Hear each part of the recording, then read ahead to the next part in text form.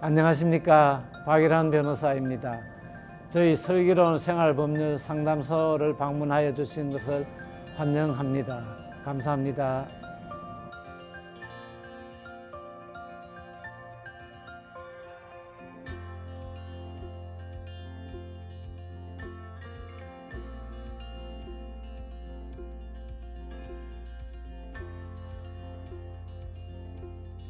며칠 전 제가 키우는 강아지가 달아나다가 불법 정차하고 있던 외제차를 박아 범퍼가 상했는데요.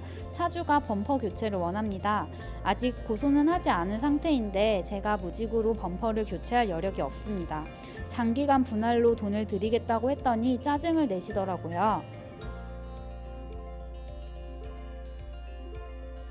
이런 경우에는 형사상 책임은 없기 때문에 경찰서에 고소하는 일은 아마 없을 것입니다. 그렇지만 상대방 차에다가 내가 손해를 입혔기 때문에 당사자 사이에 원만히 합의가 안 되면 상대방이 민사소송으로 소액 청구를 하는 경우를 예상할 수가 있습니다. 만약에 소장이 날아오면은 법원에 가서 나의 처지를 이야기하고 다툴 수가 있습니다.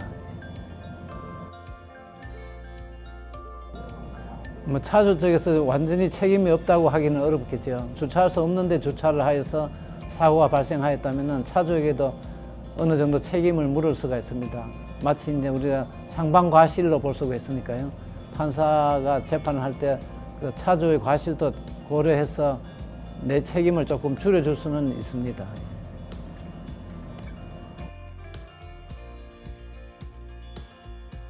원칙적으로는 한목에 갚아야 됩니다만은 내가 형편이 안 돼서 분할해서 갚는다면은 갚는 것이 중요하기 때문에 상대방도 거기에 대해서는 크게 이의는 하지 않을 것 같습니다. 민사상 손해배상 책임을 못 갚을 때는 지연 손해금이라고 해서 이자가 붙게 됩니다. 근데 원칙적으로는 민법상 5% 규정되어 있는데 판결까지 난 상황에서 못 갚게 되면은 그것이 12%로 올라갑니다.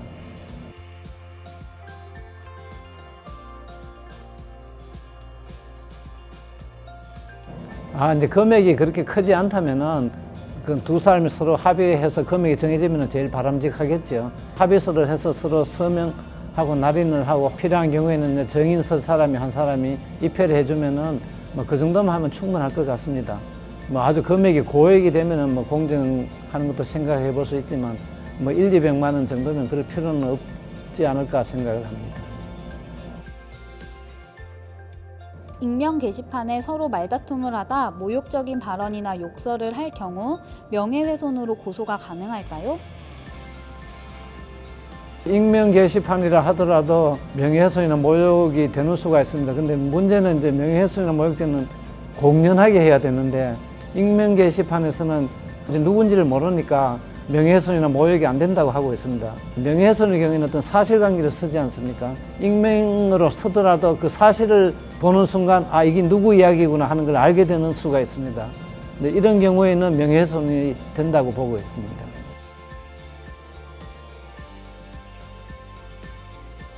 사실이냐 아니냐 하는 것도 경우에 따라서 판단하기 어렵습니다.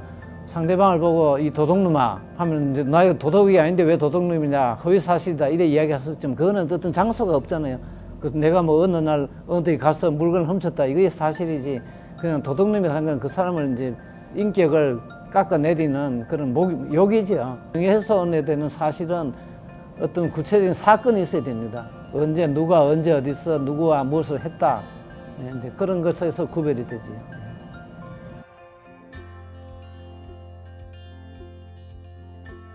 다만 이제 이것을 어느 정도 수용할 것인가 하는 건 그 말을 듣는 사람이 어떤 지위에 있느냐, 어떤 공적인 지위에 있어 가지고 그 말을 듣더라도 거기에 대해서 자기가 해명할 기회가 있다든지 이제 이런 사람은 어느 정도 수용을 해야 된다. 또는 이제 언론에서 기레기라고 이제 표현을 했다고 하더라도 그거는 모욕적이긴 하지만 기사에 대한 어떤 그 평을 그렇게 했다고 보기 때문에 그것도 어느 정도 수용을 해야 된다. 그렇지 않으면은 나쁜 말을 하나도 못 쓰면은 표현의 자유가 없잖아요. 어느 정도 그 표현의 자유와의 관계에서 수용을 해야 된다고 이제 판시를 하고 있습니다.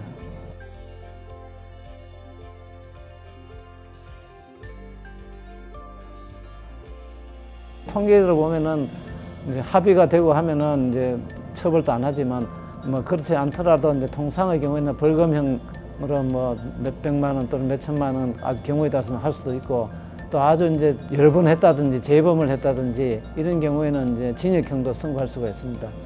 근데 아주 이제 악질로 반성을 하지 않고 한다면은 실형을 선고해서 교도소에다가 이제 수감을 하는 경우도 뭐 드물지 않게 있을 수 있습니다. 그리고 주의를 해야 됩니다. 저는 2009년부터 2020년까지 한 회사에서 근무했습니다. 근무 중 2016년에 점장으로 진급하면서 문제가 생겼는데요. 저는 일반 직원으로서 진급을 하는 것이지만 회사에서 서류상 점포를 받아서 운영하는 것으로 해야 한다며 사업자 명의를 내게 하고 위수탁 계약서를 쓰게 했습니다. 하지만 저는 이후에도 점주가 아닌 회사 직원으로서 상부의 지시를 받아 일을 했고요. 이후 2020년 퇴직하려고 하니 회사에서 위수탁 계약서를 썼으니 퇴직금을 줄 수 없다고 합니다.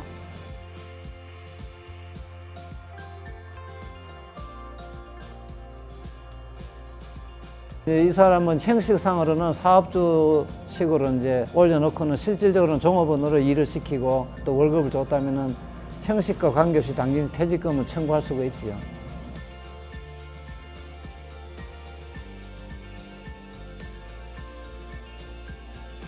소송을 제기를 하면은 상대방에서 이제 내하고 관련된 서류를 가지고 있으면은 보여달라고 보전 신청도 할 수 있고 또 문서 제출 명령도 할 수가 있습니다. 실제로 내가 이제 직원으로 근무했다면은 결국 회사에서 받는 돈이 일정할 것 아니겠습니까? 월급 형태로 받았으니까. 또 이제 출근하고 퇴근도 어느 정도 시간에 제약을 받고 있고 또 평소에 이제 업무 지시를 받았으니까 이런 증거를 수집해가지고 이제 내가 실제로 종업원으로 일했다는 것만 증명하면은 퇴직금을 받을 수 있습니다.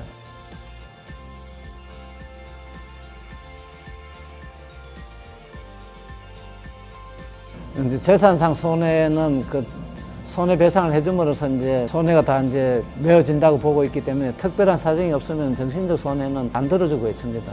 뭐 아주 예외적인 경우에 혹시 가능할런지는 모르겠습니다만 아직까지 그런 케이스는 잘 없습니다. 의료사고 발생 시 비전문가인 피해자가 그 사실을 입증하는 것이 매우 어렵다고 들었는데요. 재판 시 이를 입증하려면 어떤 조치를 취하는 것이 좋을까요? 그 의료사고는 사실 이제 전문성이 있는 사고이기 때문에 진료한 과정을 쭉 쓰는 의료 기록이 있습니다. 그 기록을 이제 빨리 확보해가지고 이제 내가 아는 전문가를 찾아가서 감정을 받아서 과연 이것을 의사가 제대로 한 것인지 아닌지를 한번 감정을 받아보는 것이 제일 중요하지요. 예.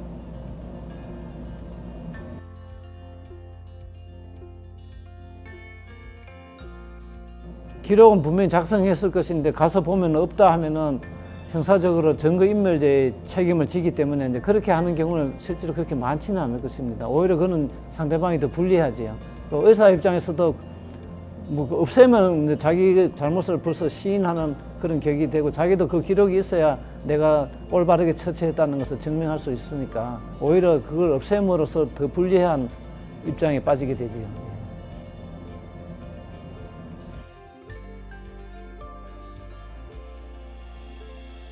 의료기관을 상대로 소송하는 것은 사실 이제 어렵죠. 왜냐하면 저쪽은 전문가고 나는 전문가가 아니니까 제일 먼저 믿을 만한 어떤 전문가를 나를 도와줄 사람을 찾아서 상담을 일단 받아보는 것이 좋고 굳이 소송을 하지 않더라도 의료분쟁조정위원회라는 데가 별도로 있습니다. 거기에 가서 좀 조정을 해달라고 하면은 아무래도 그 사람들이 전문성이 있으니까 그 사건 해결을 도와주는 수가 많습니다. 소송하면 시간도 많이 걸리고 또 초기에는 내가 비용도 부담해야 되고 하여튼 그런 이제 분쟁조정위원회를 찾아가서 한번 신청해 보는 것도 좋은 방법이라고 생각합니다.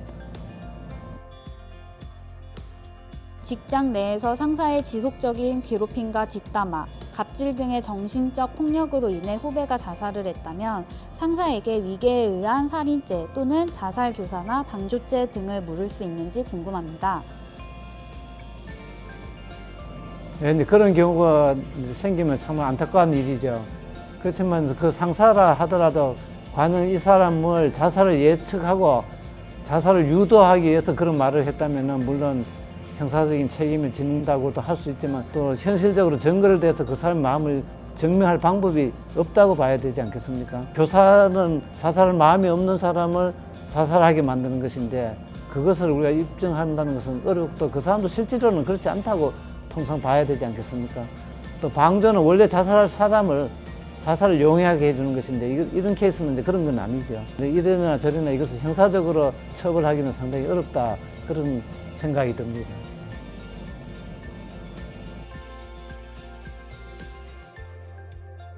근데 자살 방조는 사실 이제 누가 죽으려고 상의를 하니까 그걸 도와주는 거죠. 그러니까 근데 약이 필요하면 약을 자기가 구해준다든지 목을 메서 단다는데 그런 도구를 갖다 준다 이런 건 방조고, 근데 교사는 자살할 생각이 없는 사람을 내가 죽는 게 차라리 낫지 않겠냐 하고 해가 이제 죽게 만드는 거, 이런 것은 뭐 방조죄 같은 것도 사실 입증하기가 어렵기 때문에 처벌되는 경우가 이제 아주 드뭅니다.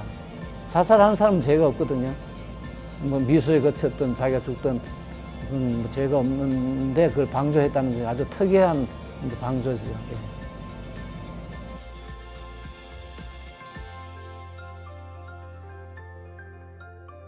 근데 그것이 이제 사실상 똑같은 말을 해도 인과관계를 입증하는 것이 상당히 어렵죠. 왜냐하면 때리면은 누구든지 100명이면 100명 다 이제 상처를 입잖아요. 그거는 100% 이제 입증이 되는데, 말이라는 것은 어떤 사람은 더듬동 반동하는 사람도 있고 어떤 사람은 또 예민해가지고 지장을 초래하는 사람도 있고 하니까 이것이 과연 그런 것을 의도해서 그 사람이 저런 말을 한 것인지 하다 보니까 그런 말을 했는데 받는 사람이 좀 특이하게 받아들여서 정신적인 어떤 쇼크를 받았는지 이걸 입증하기가 상당히 어렵죠.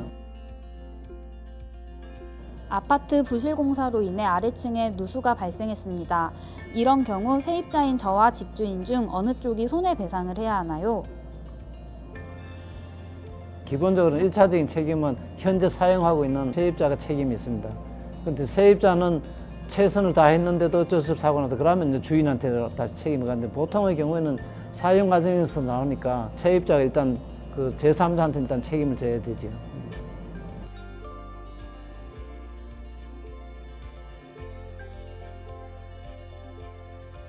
제3자가 손해를 입게 된 원인이 사용상의 잘못이냐 아니면 그 건물 자체에 어떤 하자가 있어가 그래 됐느냐 하는 데 따라서 달라질 수가 있고, 또 이제 건물 자체에 하자가 있다 하더라도 세입자는 그 항상 자기가 관리하고 있으니까 하자가 있으면 빨리 조치를 취해가 일단 사고를 방지할 책임이 있는데 그걸 안 했기 때문에 이제 일단 1차적인 책임이 있는 거죠.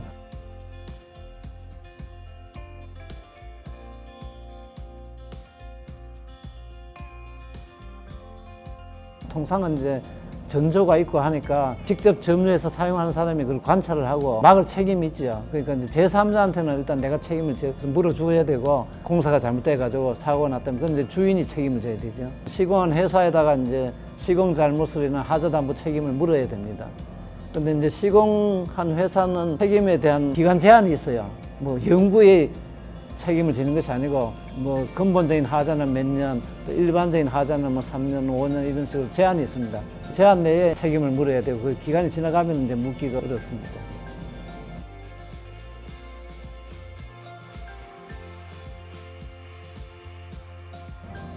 자, 오늘은 6가지 질문에 대해서 답변을 드렸습니다. 저한테 온 질문이 그 외에도 많이 있었습니다만 오늘은 시간상 이 정도로 답변을 드리겠습니다. 혹시 앞으로 또 한 번 더 상담소가 오픈되면 많은 질문을 보내주시면 제가 시의적절한 질문을 골라서 성심성의껏 답변을 드리도록 하겠습니다. 많이 애청해 주셔서 감사합니다. 다음에 또 만나게 되기를 바랍니다.